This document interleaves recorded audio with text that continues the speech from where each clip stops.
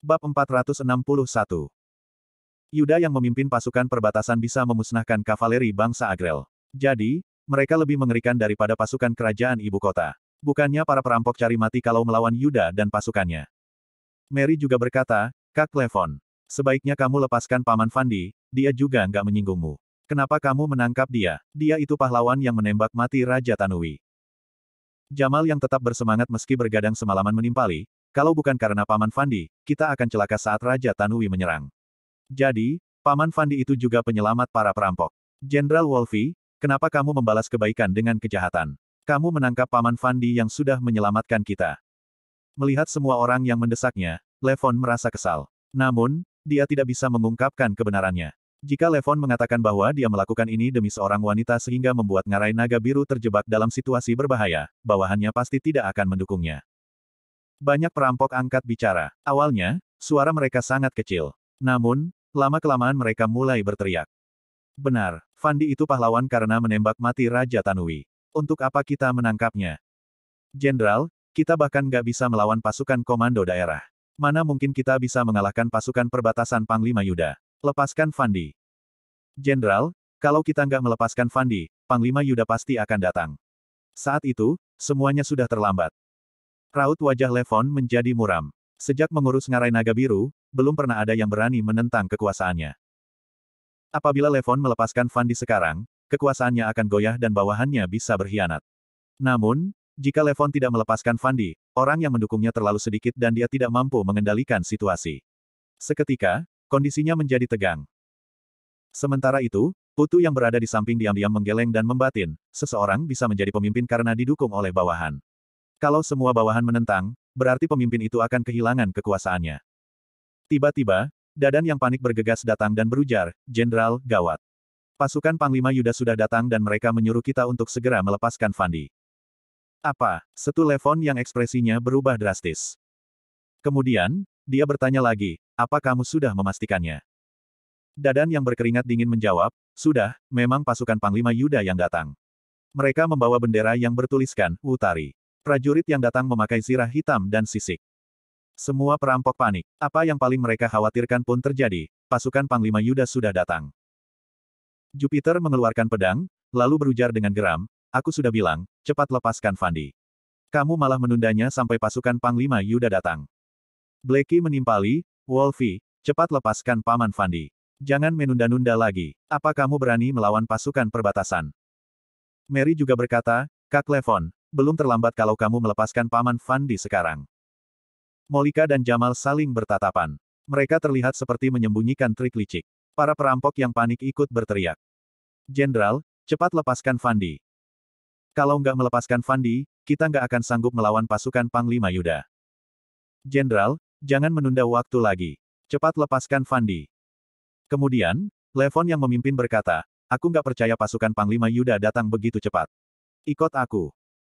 Ucup melambaikan tangan, lalu segerombolan perampok mengikuti di belakang sambil memegang senjata Jupiter, Blackley, Mary, Molika, Jamal, dan Putu juga mengikuti mereka.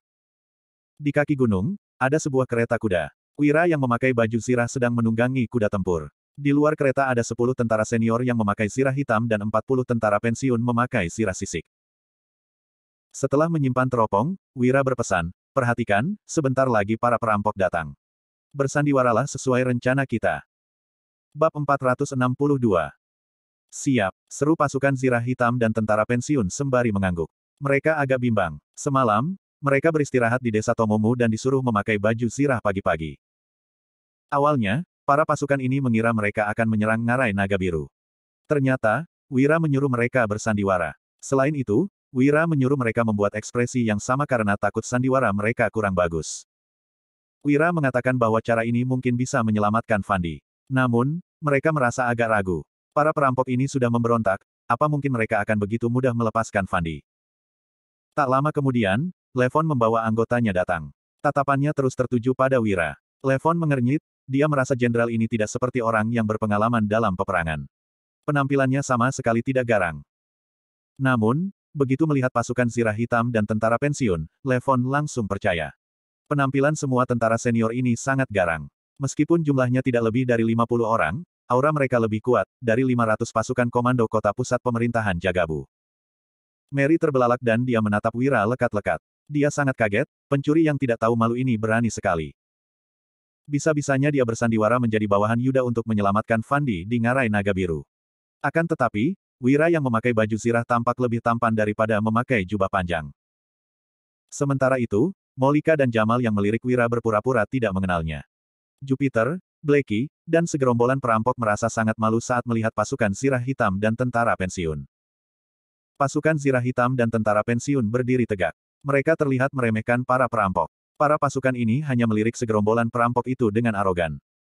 Ditambah dengan niat membunuh yang meluap, mereka terlihat sangat mengerikan. Pasukan perbatasan yang dipimpin oleh Yuda dan mengalahkan bangsa Agrel memang hebat. Ekspresi pasukan zirah hitam dan tentara pensiun tampak datar, tetapi diam-diam mereka merasa sedikit terkejut. Pagi-pagi tadi sebelum berangkat, Wira mengajari mereka untuk bersandiwara seperti ini. Menunjukkan ekspresi datar, meremehkan orang, dan bersikap seolah-olah ingin membunuh kapan saja. Ternyata, para perampok memang takut saat melihat gaya mereka. Untuk beberapa saat, suasana menjadi hening. Levon baru saja ingin bicara, tetapi Wira menyela dengan ekspresi muram, "Mana Wolfie? Cepat keluar dan temui aku. Beraninya kamu menangkap Paman Fandi. Kamu cari mati, iya." Sejak memimpin para perampok, Levon tidak pernah dimarahi seperti ini. Dia menyahut dengan ekspresi kesal, "Dasar pejabat sialan. Beraninya kamu berlagak di wilayah kekuasaan Ngaral Naga Biru. Hanya dengan satu perintahku, kamu akan langsung dihabisi." Wira mencibir, lalu menimpali, "Kalau hari ini kalian berani menyerang, Panglima Yuda yang diberi gelar Amangkurat Utari akan memimpin pasukan perbatasan untuk mengepung gunung dalam waktu kurang dari 10 hari. Kalian semua akan dihabisi, lalu 9 generasi keluarga kalian akan dimusnahkan." Semua perampok sangat terkejut dan juga marah, tetapi tidak ada yang berani maju. Bahkan Jupiter dan Blackie juga merinding ketakutan hingga wajah mereka pucat pasi. Sementara itu, Mary mengatupkan bibirnya. Pencuri ini memang pandai bersandiwara, benar-benar mirip dengan orang kaya yang arogan. Panglima Yuda sudah diberi gelar Amangkurat. Seru Levon yang melirik ke samping. Saat ini, kalaupun Levon ingin menyerang, bawahannya juga tidak berani. Putu yang berada di samping segera maju, lalu berkata sembari memberi hormat, "Jenderal, aku tahu pasukan yang dipimpin Panglima Yuda sangat hebat. Jadi, mengalahkan kami itu hal yang sangat mudah bagi Panglima Yuda. Tapi, kalau kami bersembunyi di pedalaman gunung, Panglima Yuda akan menghabiskan lebih banyak waktu untuk memusnahkan kami." Levon, Jupiter, Blackie, dan sekelompok perampok yang tadinya lesu mulai bersemangat. Wira pun berujar dengan tegas, "Nggak masalah kalau harus menghabiskan lebih banyak waktu. Panglima Yuda akan segera tahu kalian menangkap Paman Fandi dan dia pasti ingin melenyapkan kalian." Putu tersenyum dan membalas, "Dengar-dengar, Panglima Yuda mau pergi ke ibu kota untuk bertemu raja. Sekarang ini musim dingin dan sebentar lagi pegunungan akan diselimuti salju. Kalau Panglima Yuda nggak bisa menangkap kami dan menunda waktu, integritasnya akan terpengaruh. Saat kembali ke ibu kota, nama baiknya juga akan tercemar." Wira mengernyit. Kemudian, Putu melanjutkan sambil tersenyum, "Jenderal, bolehkah aku maju supaya kita bisa mendiskusikan cara yang menguntungkan kedua belah pihak?" Wira berpikir sejenak sebelum menjawab, "Kamu ini pintar juga, aku akan memberimu kesempatan." Putu melirik Levon, lalu langsung maju setelah melihat Levon mengangguk. Dia berkata, "Jenderal, kami bisa melepaskan Fandi dan memberimu kompensasi. Jadi, masalah ini pun selesai." Wira menyahut dengan sinis, "Kamu mau menyogokku?" Putu berucap, "Bukan menyogok. Kami yang salah menangkap Fandi, jadi mau memberinya sedikit kompensasi. Tentu saja, uang ini kami titipkan kepadamu dulu." Bab 463. Wira merenung sesaat, lalu berkata, "Lepaskan Fandi dan berikan 10 juta gabak, lalu suruh Wolfie bersujud untuk meminta maaf. Setelah itu, kalian boleh pergi." Tatapan Levon menjadi dingin begitu mendengar bahwa dia harus bersujud dan meminta maaf. Levon menatap Wira dengan kesal. Sekelompok pasukan zirah hitam dan tentara pensiun memegang pedang dengan erat untuk bersiap-siap menyerang. Mary membelalak seraya menggertakkan giginya. Permintaan si pencuri yang tidak tahu malu ini benar-benar keterlaluan. Molika dan Jamal merasa gugup, mereka takut sandiwara Wira gagal. Sementara itu, Jupiter, Blackie, dan perampok lain tidak keberatan. Asalkan masalah ini bisa selesai, mereka bersedia bersujud. Bagi mereka, bukan hal yang memalukan jika bersujud kepada pasukan Panglima Yuda. Bagaimanapun, Yuda adalah dewa perang kerajaan Nuala. Seru Putu. Kemudian, dia berucap sembari tersenyum getir, "Jenderal, melepaskan Fandi dan memberikan kompensasi nggak masalah. Tapi, kalau kamu meminta pemimpin kami bersujud di depan banyak orang, dia nggak mungkin bersedia. Nanti, Kalau dia emosi dan kedua belah pihak bertarung, semuanya akan rugi. Bagaimana kalau kami tambah 3 juta gabak? Jadi, pemimpin kami nggak perlu bersujud lagi, lanjut Putu. Wira menyahut dengan tegas, kalau begitu, nggak ada yang perlu dibicarakan lagi. Panglima Yuda sudah diberi gelar Amangkurat Wutari. Kalian malah menangkap orang yang sangat penting baginya, jadi menyuruh kalian bersujud sudah termasuk hukuman yang ringan. Kalau kalian masih bertele-tele, kami juga nggak takut bertarung dengan kalian. Pasukan Zirah Hitam dan tentara pensiun menghunuskan pedang Treksa yang tampak menyilaukan di bawah cahaya matahari. Aku akan berdiskusi dengan pemimpin kami dulu, ucap Putu yang ketakutan. Dia segera kembali ke kubu perampok, lalu berbisik kepada Levon, Tuan, bagaimana kalau kamu bersujud saja? Apa? Ujar Levon yang murka. Dia menatap Putu lekat-lekat, seolah-olah ingin menghabisinya. Sebagai pemimpin, Levon membawa bawahannya untuk memberontak jika dia bersujud, kelak bagaimana dia memimpin bawahannya lagi. Dia akan kehilangan wibawanya. Jupiter mencibir, lalu menimpali, Wolfie, beraninya kamu membentak Tuan Putu. Kalau kamu memang hebat, coba selesaikan masalah ini sendiri. Blackie mendengkus dan berucap, selesaikan sendiri masalah yang kamu buat. Kalau nggak bisa, jangan berlagak lagi. Memangnya kenapa kalau kita bersujud kepada Panglima Yuda? Kita sudah berbuat salah. Panglima Yuda juga bukan orang luar, dia itu dewa perang yang mengalahkan bangsa Agrel, lanjut Blackie. Iya, seru segerombolan perampok lainnya seraya mengangguk. Di zaman ini, orang-orang punya kebiasaan bersujud. Lagi pula, bersujud kepada pahlawan seperti Yuda sama sekali tidak memalukan. Sekalipun harus mati, aku juga nggak akan mau bersujud. Jadi, kamu pilih salah satu. Ambil uangnya dan pergi atau kita bertarung, kata Levon. Levon mengabaikan semua orang dan menatap Wira dengan dingin. Dia terlihat tidak peduli kalaupun harus mati. Raut wajah Wira menjadi masam dan dia hendak berbicara lagi. Namun, Putu menyela sembari memberi hormat kepada Wira, Jenderal, jangan marah. Kemudian, dia melihat Levon dan mengingatkan, Jenderal Wolfie, orang itu terlihat nggak biasa dan punya sifat yang keras kepala. Dia sudah bicara begitu tegas, jadi lebih baik kita menghormati dia dan Panglima Yuda. Bagaimana kalau kamu bawa anggota lain naik gunung untuk mengambil uang dan melepaskan Fandi? Kami akan mewakilimu untuk bersujud. Levon mendengkus, lalu naik gunung. Tak lama kemudian, 4 perampok turun gunung. 2 orang di antara mereka membawa kotak yang berisi 1,5 juta gabak. 2 orang lainnya mengangkat usungan dan Fandi berbaring di atasnya. Pedang Treksa dan zirah hitam milik Fandi diletakkan di sampingnya. Begitu melihat Fandi, Mary ingin maju untuk memeriksanya. Akan tetapi, Molika langsung menarik Mary dan melarangnya. Blackie maju dan berseru, Pak, Paman Fandi. Melihat Fandi yang terluka, Blackie melototi Levon. Setelah itu, dia menoleh lagi dan berpesan pada Fandi, jaga dirimu baik-baik. 4 perampok mengangkat Fandi dan uang menuju kereta kuda dengan ketakutan. Setelah melihat Wira, Rudy, dan sekelompok tentara senior pasukan Zirah Hitam, Fandi menyeringai. Beberapa hari yang lalu, para perampok terus memarahi dan memukul Fandi sesudah menangkapnya. Bahkan, mereka menggunakan berbagai macam siksaan untuk menganiaya Fandi. Tiba-tiba, kemarin perampok-perampok ini mengutus orang untuk mengobati luka Fandi.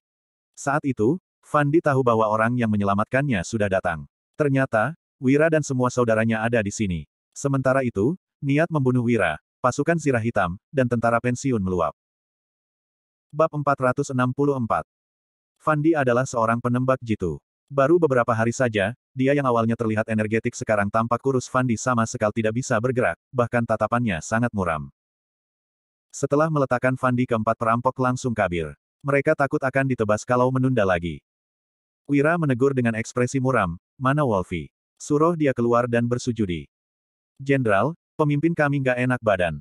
Biar kami yang mewakili dia meminta maaf, ucap Putu. Dia segera berlutut, lalu melirik orang-orang di sekeliling dan memberi isyarat kepada mereka. Ucup, Dadan, dan perampok lain pun bersujud. Bahkan, Jupiter dan Blackley yang awalnya ragu sesaat juga ikut bersujud.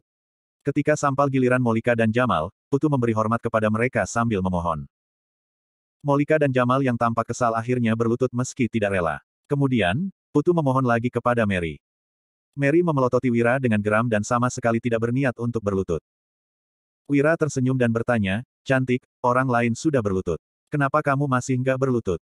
Mary yang tidak bisa menahan emosinya berujar, dasar. Namun, Molika langsung menarik Mary sambil membentak, cepat berlutut, jangan membuat keributan lagi. Mary pun terpaksa berlutut. Kemudian, semua orang bersujud. Bubar, perintah Wira seraya melambaikan tangan. Pasukan kereta kuda berbalik dan pergi. Di lereng gunung yang tidak jauh dari sana, Wolfie yang tampak geram mengepalkan kedua tangannya dengan erat. Jika mereka itu orang lain, dia pasti tidak akan mengalah. Namun, ini adalah pasukan Yuda. Prestasi Yuda terlalu gemilang. Sekarang, Wolfie yang belum cukup kuat tidak berani melawannya. Setelah pasukan kereta kuda menjauh, para perampok baru berdiri, lalu naik gunung dengan perasaan takut. Sebagian besar perampok mulai berbisik-bisik dan mencari alasan atas keputusan mereka untuk berlutut tadi. Mereka berlutut kepada Panglima Yuda, jadi tidak memalukan. Tiba-tiba, Molika yang berjalan di belakang berujar, "Mary, nanti saat bertemu Wolfie, kamu sudah boleh memberitahu dia identitas tuan yang sebenarnya." Ekspresi Mary berubah drastis. Dia menyahut, "Kak, apa maksudmu? Kemarin, kamu menyuruh Jamal pulang, lalu menyuruhnya kembali lagi saat tengah malam. Sebenarnya, apa yang kamu rencanakan?" Jamal menjelaskan, "Nona Mary, Tuan Molika nggak mungkin mencelakaimu. Kamu ikuti saja perintah Tuan Molika. Nanti, setelah masalahnya selesai, kami baru beritahu kamu." Mary pun naik gunung sambil mengernyit. Meskipun ekspresi segerombolan perampok yang menaiki gunung terlihat masam, mereka tetap merasa lega. Fandi sudah dilepaskan dan jenderal itu telah menerima uang. Akhirnya, masalah ini selesai. Para perampok mulai menyingsingkan lengan baju mereka, lalu berkomentar dengan arogan, sama sekali tidak terlihat ketakutan seperti saat di kaki gunung tadi. Hari ini, yang datang itu pasukan Panglima Yuda. Kalau enggak, sekalipun raja yang membawa pasukan, aku juga enggak akan menghormatinya dan bersujud. Iya, Panglima Yuda itu dewa perang yang mengalahkan 100.000 bangsa Agrel. Jadi, enggak memalukan kalau bersujud kepada dia. Benar, kalau pasukan komando kota pusat pemerintahan Jagabu yang datang, kita pasti sudah bertarung dengan mereka sejak awal. Sementara itu, Wolfie yang kembali ke ruang rapat sama sekali tidak bicara. Putu yang berada di sampingnya ingin membujuk Wolfie, tetapi tidak berani. Jupiter dan Blackie saling bertatapan, lalu tersenyum. Masalah yang terjadi hari ini memberikan pukulan besar terhadap kewibawaan Wolfie. Tiba-tiba, Mary berjalan masuk, lalu berkata dengan ekspresi gelisah, "Kak Levon, bukannya kamu ingin tahu bagaimana aku bisa kenal dengan Wira? Sekarang, aku akan menceritakannya kepadamu." Jupiter dan Blackley mulai penasaran. Mereka sangat tertarik pada semua hal tentang Mary. Bab 465. Oh, sahut Levon yang sama sekali tidak tertarik. Dia sedang memikirkan bagaimana caranya untuk mengembalikan wibawanya. Membangun wibawa sangat mudah. Levon bisa membunuh orang untuk membuat bawahan takut atau memenangkan peperangan agar dihormati semua orang. Kalau membunuh orang, Levon punya target. Setelah menghabisi Jupiter, kebetulan Blackie bisa mengendalikan seluruh kekuatan mereka. Adapun memenangkan peperangan, Levon tidak berani memikirkannya. Bagaimanapun, para perampok belum dilatih.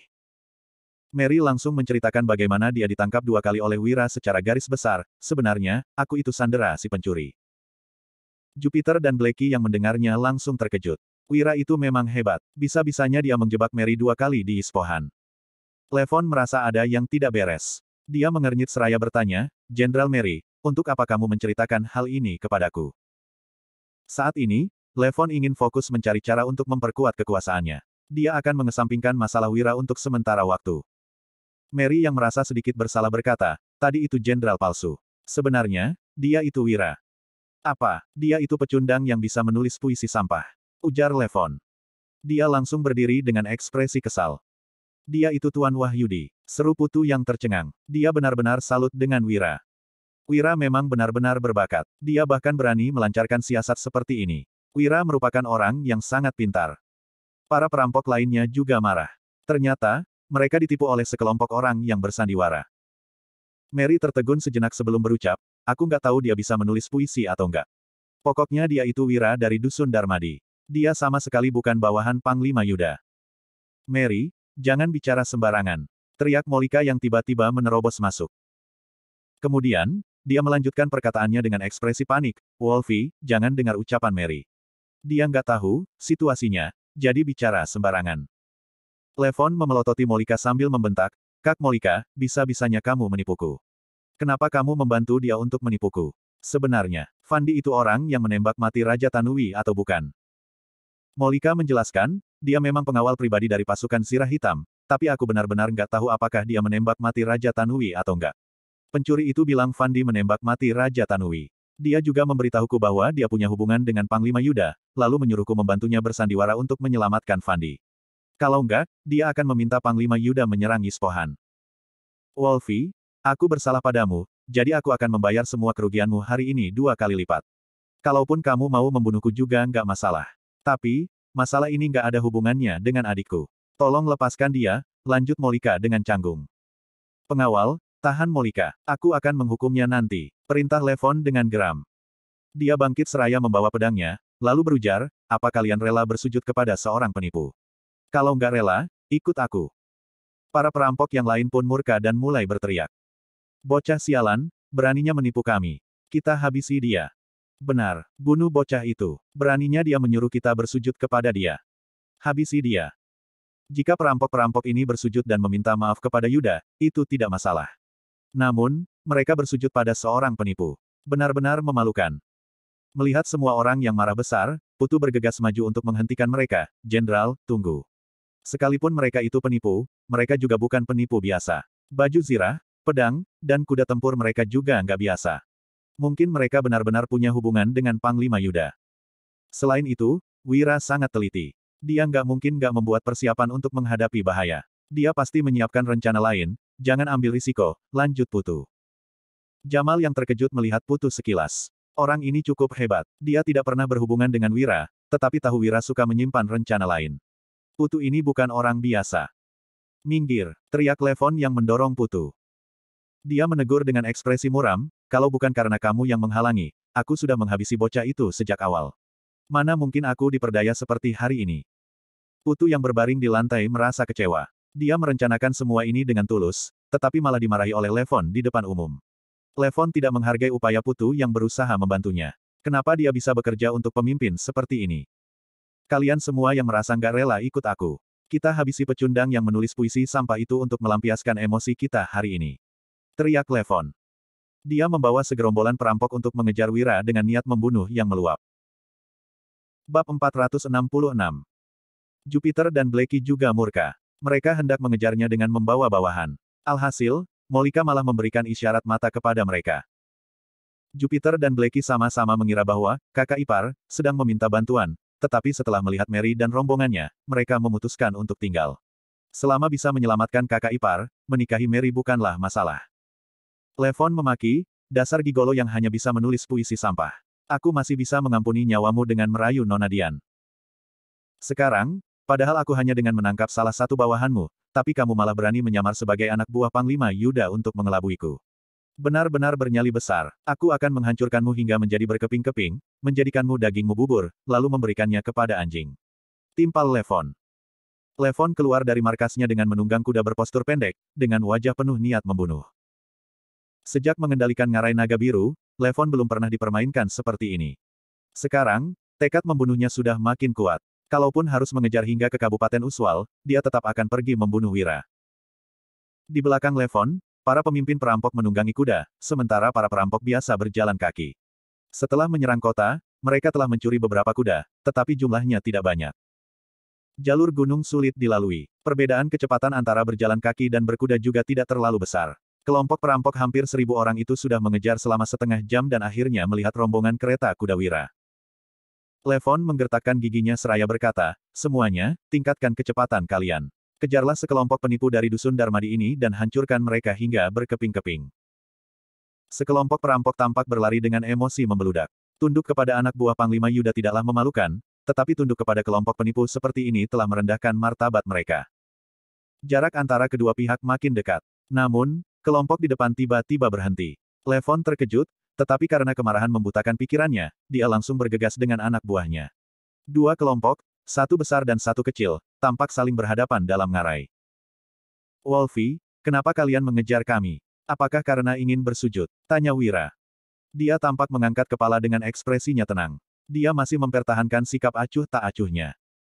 Para pasukan zirah hitam dan veteran lain tetap memandang rendah pasukan Wolpin dan menunjukkan kesombongan mereka. Levon berseru, dasar gigolo penipu. Beraninya kamu berpura-pura di hadapanku. Mary sudah memberi tahu identitas aslimu. Kamu adalah Wira dari Dusun Darmadi. Beraninya kamu menyamar sebagai anak buah Panglima Yuda, benar-benar nggak tahu diri. Levon tersenyum sinis dengan pikiran yang sudah dipenuhi oleh puluhan penyiksaan kejam. Dia tidak akan membiarkan Wira mati terlalu tenang. Dasar penipu sialan. Beraninya kamu menipu ngarai naga biru, riwayatmu pasti akan tamat hari ini. Semuanya, ayo serang. Hancurkan penipu sialan ini hingga menjadi berkeping-keping. Sialan, sejak menjadi perampok gunung, kami belum pernah merasakan penghinaan seperti ini. Sekelompok perampok gunung itu meluapkan kemarahan mereka. Ini adalah penghinaan besar. Kini, Ngarai Naga Biru memiliki 3.000 pasukan, tetapi mereka bisa-bisanya ditipu oleh 50 orang. Jika ini diketahui oleh orang lain, Ngarai Naga Biru akan menjadi bahan tertawaan dan terkenal sebagai perampok bodoh di dunia. Untungnya, mereka berhasil menangkap penipu ini sehingga akhirnya bisa membalas dendam. Aku kira kamu akan datang bersujud, jadi berpura-pura berlagak. Ucap Wira. Dia melanjutkan sambil tersenyum, kamu benar. Aku memang bukan anak buah Panglima Yuda. Sebenarnya, Panglima Yuda bahkan gak tahu tentang penangkapan Paman Fandi olehmu. Kamu ternyata memang menggunakan nama Panglima Yuda untuk menakut-nakuti kami. Hancurkan gigolo dan penipu sialan ini. Siksa dia sampai mati. Kemarahan di hati perampok lagi-lagi makin membara. Levon tampak melambaikan tangannya, lalu kerumunan perampok sontak hening. Pria berjulukan Wolfie itu berkata dengan ekspresi kejam, kalau begitu, kamu seharusnya sudah tahu bagaimana nasibmu.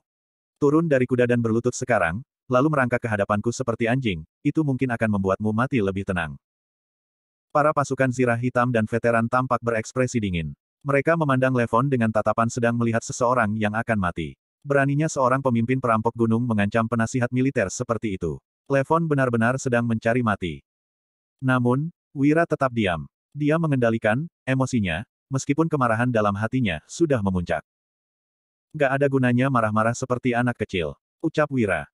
Dia menggeleng sembari berkata, aku punya pertanyaan. Apakah kamu menipuku datang ke Ngarai Naga Biru hanya karena cemburu dengan Dian yang gak memilihmu, jadi kamu ingin membunuhku sekarang? Diam. Bagaimana mungkin Nona Dian bersedia bersama penipu sepertimu? Dia pasti hanya terkecoh olehmu. Seru Levon. Dia tampak marah sembari menimpali, selama aku bisa membunuhmu, Nona pasti akan berubah pikiran dan menjadi istriku di masa depan.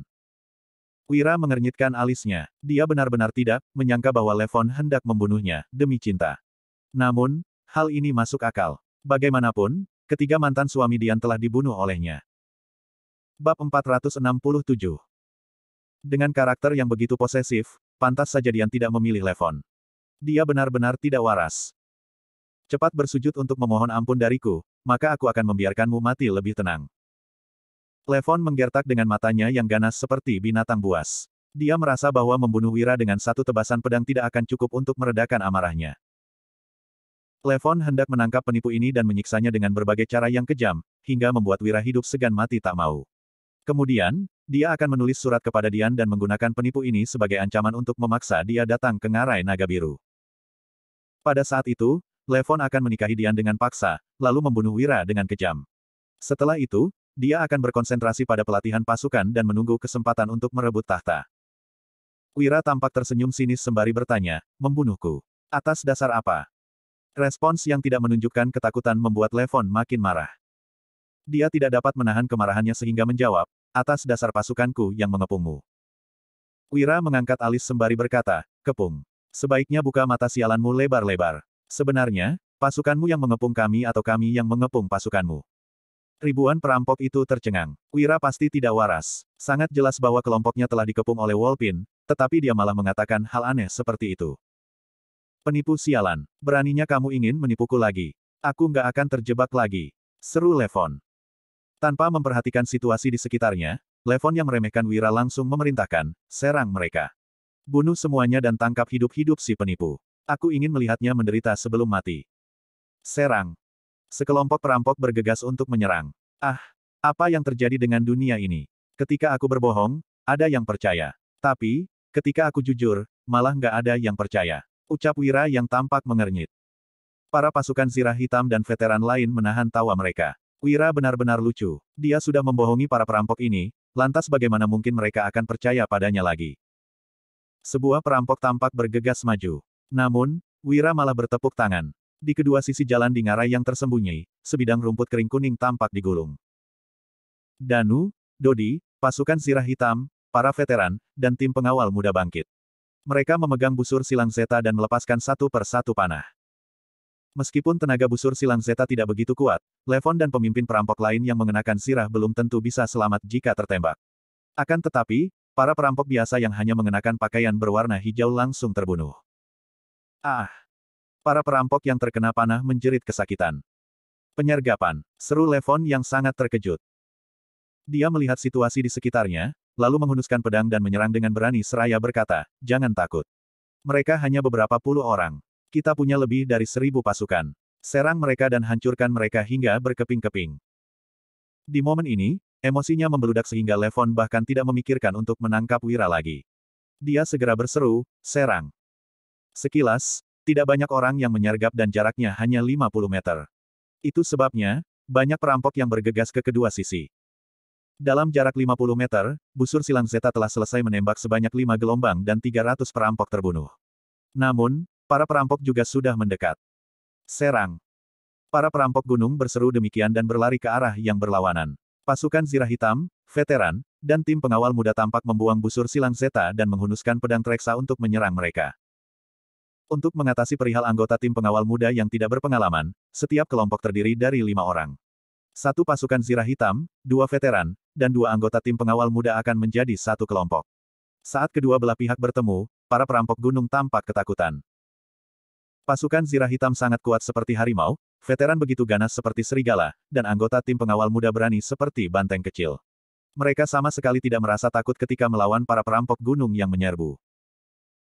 Yang paling menakutkan adalah bahwa semua orang dalam kelompok ini menggenggam pedang Treksa yang tajam dan mengenakan sirah sisik. Ketika senjata mereka bertabrakan, pedang para perampok segera jatuh, lalu serangan dari pasukan Wira berikutnya sontak merenggut nyawa mereka.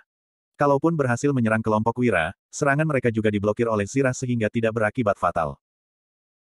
Bab 468. Ada pula 5 orang yang memiliki kemampuan bela diri yang baik.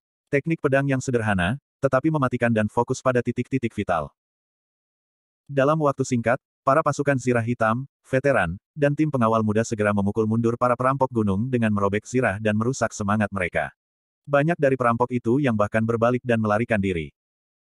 Sekelompok orang itu bergegas kembali untuk mengambil busur silang Zeta, lalu mengejar para perampok yang melarikan diri dan membunuh mereka satu persatu. Sementara itu, ketika serangan para perampok gunung dimulai, Levon juga memimpin 200 perampok berzirah untuk menyerang Wira. Namun, sebelum dia bisa mendekat, 50 orang muncul dari kedua sisi. Pasukan berbaju zirah, seru Levon. Melihat perlengkapan 50 orang ini, dia sangat ketakutan hingga mengumpat, Molika, aku akan menghancurkanmu hingga berkeping-keping dan membunuh seluruh keluargamu. Saat Mary dan Molika berbicara tentang Wira, mereka tidak menyebutkan bahwa orang ini memiliki zirah. Ini jelas merupakan perangkap untuk menjebak Levon. Zirah adalah baju besi berat yang dirancang untuk pasukan infanteri untuk bertempur di medan perang. Dalam sekejap, 50 pasukan berbaju zirah berhadapan dengan 200 perampok. Perlengkapan pasukan infanteri melawan pasukan biasa, ini adalah pembantaian satu arah yang mutlak. Para perampok mencoba memotong atau menikam zirah mereka, tetapi tidak bisa menyebabkan kerusakan yang signifikan. Sementara itu, veteran pasukan Zirah Hitam yang mengenakan zirah sontak memenggal perampok setiap kali mengayunkan pedang Treksa. Setelah sekian lama, situasi para perampok gunung sangat mengenaskan. Mereka langsung berbalik dan melarikan diri. Karena sudah datang, kenapa harus terburu-buru pergi? Tanya Wira. Dia menimpali dengan tenang seraya mengayunkan tangannya, pemandangan di sini sangat indah. Mari biarkan mereka beristirahat di sini. Tep, tep, tep. 50 pasukan zirah hitam dan veteran yang mengenakan zirah berada di depan untuk melindungi Wira. Mereka menunggang kuda dan mengayunkan pedang mereka saat menyerang dengan keganasan yang tak tertandingi. Kami menyerah, kami menyerah. Jangan membunuh kami, mohon ampun. Tuan-tuan, tolong ampuni kami. Lantaran tidak dapat mengalahkan kelompok Wira ataupun kabur, banyak perampok yang melemparkan senjata mereka dan berlutut untuk memohon ampun. Wira melihat ini dan berkata, yang menyerah nggak akan dibunuh. Menyerah, kami menyerah. Dalam sekejap, ada lebih banyak perampok yang menyerah lagi. Sementara itu, Levon yang mencoba melarikan diri dihentikan oleh Rudy dan diseret ke hadapan Wira. Levon memaki, penipu, dasar penipu. Dengan tatapan penuh emosi yang diarahkan kepada Wira, Levon berseru, selain menggunakan tipu muslihat dan intrik, apa kamu punya kemampuan lainnya? Apa kamu berani bertarung denganku? Wira berkata, aku kira kamu cukup pintar karena mampu merebut ngarai naga biru dan memberontak di Kabupaten Hiloka. Aku nggak menyangka kamu akan mengatakan hal bodoh seperti ini. Wira tersenyum pahit sembari berkata, setelah menjadi tahanan, kamu bisa-bisanya mengajak orang yang menahanmu untuk berduel. Dian membuat keputusan yang benar karena nggak menyukaimu. Justru aneh kalau dia menyukaimu. Enggak, kamu yang menipu Nona Dian. Tanpamu, dia akan menjadi milikku. Dasar penipu nggak tahu diri, bajingan, aoh. Levon mulai mengumpat lagi. Namun, ketika baru memulainya, Rudy langsung menamparnya dengan keras hingga mulutnya penuh dengan darah. Seketika, semua perampok gunung yang ada di sekitar bergetar dengan ketakutan. Tak lama kemudian, Danu dan Dodi yang pergi mengejar perampok telah kembali. Mereka berkata, "Kak Wira, sudah beres." Wira bertanya, "Apakah ada yang terluka?" "Nggak ada, kita mempunyai perlengkapan yang baik. Kita juga menggunakan taktik penyergapan, jadi nggak ada yang terluka," jawab Dodi yang sangat bersemangat. Pertempuran semacam ini terlalu seru baginya. Pasukan Zirah Hitam, veteran lain, serta tim pengawal muda menatap Wira dengan penuh hormat. Jika menghadapi perampok gunung dalam serangan langsung, kalaupun mereka mempersiapkan diri dengan baik, banyak dari mereka mungkin akan terluka atau bahkan tewas. Namun, kini tidak ada yang terluka dan mereka bahkan telah menangkap Wolfie. Pertempuran semacam ini benar-benar menyenangkan. Danu melihat sekeliling dan mengernyitkan alis seraya berkata, "Kak, bagaimana kita akan menangani tawanan, mayat, dan beberapa perampok yang hanya terluka dan berbaring di tanah?" Wira memberi perintah, "Perampok yang terluka, biarkan takdir yang menentukan nasib mereka. Untuk tawanan, kita akan membawanya kembali ke Kabupaten Uswal dan untuk mayat, aku akan menyuruh Fadil untuk mengurusnya." Dengan perintah Wira, kelompok tersebut sontak membawa tawanan ke arah Kabupaten Uswal. Di tanah yang penuh dengan mayat, beberapa perampok yang terluka mencoba merangkak menuju Ngarai Naga Biru untuk melarikan diri. Sementara itu, di Ngarai Naga Biru. Bab 469. Ketua Molika, Jenderal kami sudah memberi perintah, maaf kalau menyinggung. Begitu Levon membawa pasukannya pergi, Ucup yang adalah ketua kedua sontak memimpin orang-orangnya untuk menangkap Molika dan Jamal. Mary mengernyit dan tidak tahu harus berkata apa. Bagaimanapun, kakaknya telah bersekongkol dengan Wira. "Ucup, apa yang kamu lakukan? Kalau berani menyentuh Kak Molika, aku akan membunuhmu," ancam Blackie yang langsung menghunuskan pedang dan bersiap untuk bertarung. "Ucup, pergi dari sini. Apa identitas dari Kak Molika? Beraninya orang rendahan sepertimu menodongkan pedang ke arahnya," ujar Jupiter yang juga tidak mau kalah dan langsung mengeluarkan tombak. Raut wajah Ucup sontak berubah. Dia bertanya dengan kebingungan, "Blackie, Jupiter, apa yang kalian lakukan? Ini perintah dari jenderal kita. Kalau kalian melakukan ini, bagaimana kalian akan menjelaskannya ketika dia kembali?" "Menjelaskan apanya? Kalau menyentuh Kak Molika, itu artinya kalian mengusikku. Hari ini, aku mau berpisah dari Wolfie. Mulai sekarang, kita bertindak sendiri-sendiri saja," ancam Blackie seraya menggertakkan gigi dengan wajah penuh dengan niat membunuh. Selagi Levon tidak ada di gunung, Blackie hendak membunuh bawahannya dan merampas Ngarai Naga Biru, lalu memblokirnya di luar. Di pegunungan, ada persediaan makanan. Mereka tidak akan kekurangan makanan untuk bertahan sepanjang musim dingin. Sementara itu, Wolfie sialan itu akan membeku mati di luar. Jupiter berkata, "Benar, Kak Molika adalah saudara kita. Kalian benar-benar mengecewakan kami karena memperlakukannya seperti ini. Semuanya, mari kita rampas gudang persediaan makanan dan kendalikan jalan menuju gunung." Jupiter bahkan bersikap lebih tegas. Dia langsung memerintahkan anak buahnya untuk bergerak. Selama bisa menyelamatkan nyawa, kakak ipar, bagaimana mungkin dia tidak bisa menikahi Mary? Kedua orang yang memang tidak suka dengan Levon hendak mengambil kesempatan ini untuk merebut gunung tersebut. Para perampok di bawah Blackie dan Jupiter mulai mengambil tindakan dan bergegas menuju lokasi penting perampok. "Hentikan mereka," seru Ucup. Dia tiba-tiba menghunus pedangnya sembari memarahi, "Jenderal Blackie, Jenderal Jupiter, apa kalian sudah memikirkannya matang-matang? Kita mungkin bisa merebut puncak gunung ini dalam waktu singkat, tapi ketika Ketua Wolfie kembali, kalian harus menerima konsekuensinya. Berhasil merebutnya atau enggak, kita harus mencobanya dulu. Aku akan membunuhmu dulu," ucap Blackie yang menghampiri Ucup sambil mengangkat pedang besarnya. "Benar, demi Kak Molika, kami perlu memberontak hari ini," ujar Jupiter. Dia tampak tersenyum kepada Mary, lalu mendekati Ucup bersama pengikutnya. Raut wajah Ucup berubah drastis dan sosoknya segera mundur perlahan. Wolfie telah pergi dengan membawa sebagian besar pasukan. Pasukan yang tersisa di gunung tidak terlalu banyak sehingga ini adalah pertempuran yang berisiko. Namun, mereka tetap harus bertempur. Apabila gunung berhasil direbut Blackie dan Jupiter, masa depan mereka akan sangat sulit dilalui. Pertempuran hampir meletus. "Hentikan." Tiba-tiba, Molika muncul dan mengejutkan semua orang. Dia berkata, "Semuanya, kenapa kita harus bertempur dan saling membunuh? Mari kita bicarakan baik-baik masalah ini." Ucup menatap Molika dan berbicara dengan nada kesal, "Kami nggak punya alasan untuk berbicara dengan penipu." Blackie menghela napas ringan seraya berkata, "Kak Molika, kami pasti nggak akan membiarkan siapapun menyentuhmu." Jupiter tidak ingin kalah darinya sehingga berkata, untuk keselamatan Kak Molika, kami harus merebut Garai Naga Biru. Kalau enggak, ketika Wolfie kembali, dia pasti akan membunuhmu. Terima kasih atas niat baik kalian, tapi kalian nggak perlu mengkhawatirkan ini. Ucap Molika. Dia merentangkan tangannya seraya menghela napas dan berkata, Wolfie sepertinya nggak bisa kembali lagi. Apa, Mary, Ucup, Jupiter, dan Blackie sama-sama mengira bahwa mereka telah salah mendengar. Putu yang sejak tadi diam pun mengernyit dan berkata, Tuan Wahyudi memerintahkanmu untuk mengungkapkan identitasnya, hanya untuk menjebak Jenderal Wolfie ke sana, kan? Dia pasti sudah menyiapkan perangkap untuk Jenderal. Ini adalah sesuatu yang sudah lama dicurigai oleh Putu dan dia telah mencoba memperingatkan Levon sebelumnya. Namun, Putu malah dihina olehnya. Pak Putu memang cerdas, puji Molika. Dia mengepalkan tangan untuk memujinya, lalu menatap sekeliling sembari berkata, benar. Wira sudah menyiapkan jebakan dan menunggu kedatangan Wolfie. Dia nggak akan kembali lagi. Ucup berkata sambil menggeleng keras, enggak, ini nggak mungkin. Dia hanyalah seorang cendekiawan. Bagaimana dia bisa menggerakkan banyak orang? Kekuatan militer seluruh Kabupaten Uswal hanya mencapai 300 pasukan. Kalaupun memobilisasi mereka semua, dia juga nggak akan bisa mengalahkan jenderal kami yang membawa 1000 pasukan. Molika menggeleng dan menghela napas seraya menjelaskan, kekuatan militer terletak pada kualitas, bukan kuantitas. Wolfie mungkin memiliki 1000 pasukan, tapi semuanya adalah perampok yang nggak berpengalaman. Sementara itu, orang yang dibawa Wira adalah 200 pasukan yang pernah bertarung di medan perang. Di antara mereka, ada 50 veteran pasukan sirah hitam yang bersenjatakan busur silang zeta. Semua pasukan mereka juga mengenakan sirah. Selain itu, ada 50 pasukan berbaju sirah. Mereka juga sudah menyiapkan perangkap di awal. Jadi, siapa yang akan menang dalam pertempuran ini? Ispohan bahkan sudah 2 kali kalah dari mereka. Jelas Molika. Semua orang sontak terperanjat. Bab 470.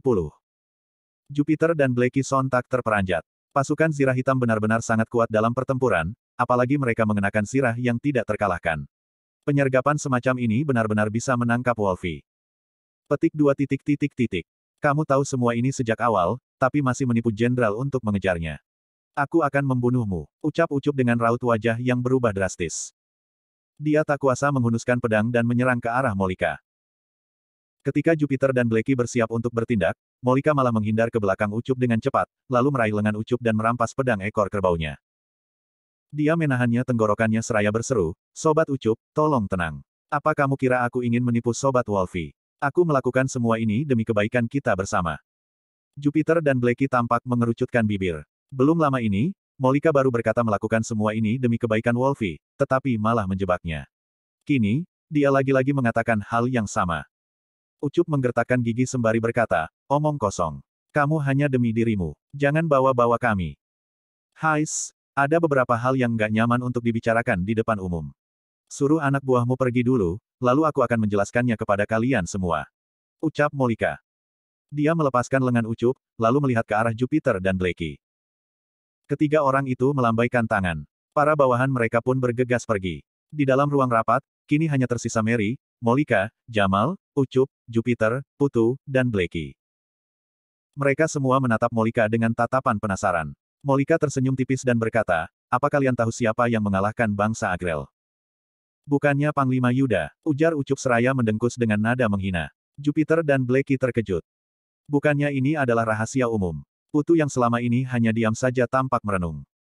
Molika mengangkat kepalanya seraya berkata, Panglima, maaf kalau aku berbicara dengan kelewatan. Bahkan, ketika Panglima Dirga masih hidup dan pasukan sirah hitam dalam puncak kejayaannya, mereka belum pernah memenangkan pertempuran sebesar ini. Ucup, Jupiter, dan Blackie tercengang. Meskipun Panglima Dirga berhasil mengalahkan Raja Tanui, dia pada akhirnya melarikan diri dan gagal menumpaskan bangsa Agrel. Dia memang belum pernah memenangkan pertempuran sebesar itu.